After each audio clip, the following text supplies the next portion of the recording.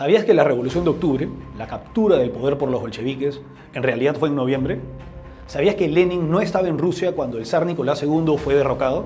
A continuación, veamos cómo se produjo la revolución que impuso un régimen comunista en el país más grande del mundo. La Revolución de Octubre es un episodio histórico bastante romantizado y del que muchos desconocen varios aspectos relevantes. Para empezar, suele hablarse de Revolución Rusa, omitiéndose que hubo 3 episodios llamados Revolución en dicho país, uno en 1905 y 2 en 1917. La Revolución Rusa de 1905 se dio tras la derrota del Imperio zarista en la Guerra Ruso-Japonesa, conflicto que se dio en la lejana región china de Manchuria, zona hasta la que viajó una flota rusa solamente para ser aplastada por la armada nipona en el combate de Tsushima. Esta derrota ocasionó una revolución que condujo a un cambio político en el país. Se promulgó una constitución y se creó la Duma, una asamblea legislativa, pasando el imperio zarista, teóricamente, del absolutismo a ser una monarquía parlamentaria. Ahora vayamos a 1917.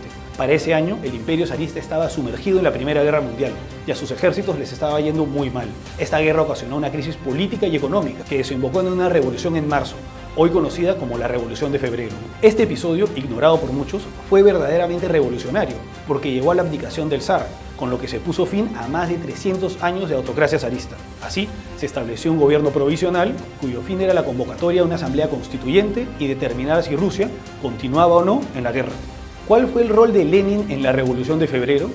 Vladimir Ilich Ulyanov, más conocido como Lenin, estaba exiliado en Suiza cuando se produjo la caída del zar, y el imperio alemán, en esos momentos en guerra con los rusos, lo envió de vuelta a Rusia en un tren sellado y hasta lo financió, con el objetivo de que el revolucionario desestabilizara su país. Y es que Lenin planteaba que los obreros y soldados de todos los países debían rebelarse y luchar contra sus respectivos gobiernos, en su caso contra el gobierno ruso, algo que convenía a los alemanes. Ahora bien, el gobierno provisional ruso primero fue presidido por el príncipe Georgi Lvov, del Partido Democrático Constitucional, de tendencia liberal, los llamados cadetes. Después ocupó la presidencia Alexander Kerensky, del Partido Socialista Revolucionario, los eseristas, un partido marxista con bastante arraigo en el campesinado.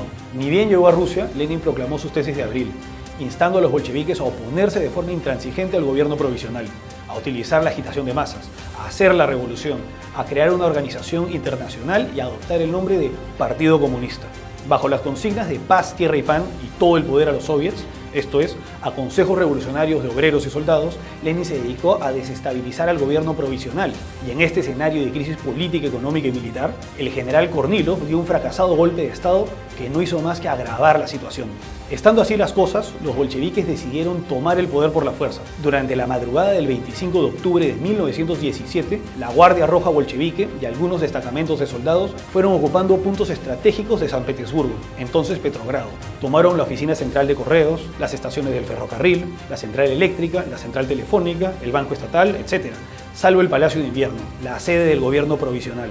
Este edificio estaba protegido por un batallón de mujeres, un pelotón de heridos de guerra y algunos cadetes, quienes, tras rechazar algunos ataques, finalmente abandonaron el edificio, permitiendo el triunfo de los revolucionarios. De este modo, los bolcheviques derrocaron a un gobierno presidido por un socialista, como lo era Alexander Kerensky. Como se puede ver, no se trató de una sublevación popular espontánea, sino de un golpe de Estado cuidadosamente planificado, al que sus perpetradores denominaron Revolución de Octubre. Una vez en el poder, los bolcheviques abolieron la propiedad privada sobre la tierra agrícola, retiraron a Rusia de la guerra, entregando inmensos territorios, crearon el Ejército Rojo, con Trotsky a la cabeza, y convocaron elecciones para una asamblea constituyente.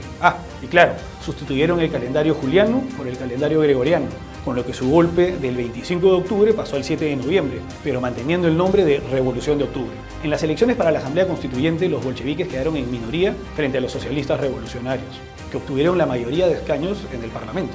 Por este motivo, Lenin ordenó disolver la Asamblea Constituyente, tan solo al día siguiente de iniciar sus funciones. Esto desató una guerra civil, en la que Lenin, inspirado por los jacobinos de la Revolución Francesa, aplicó el terror de masas.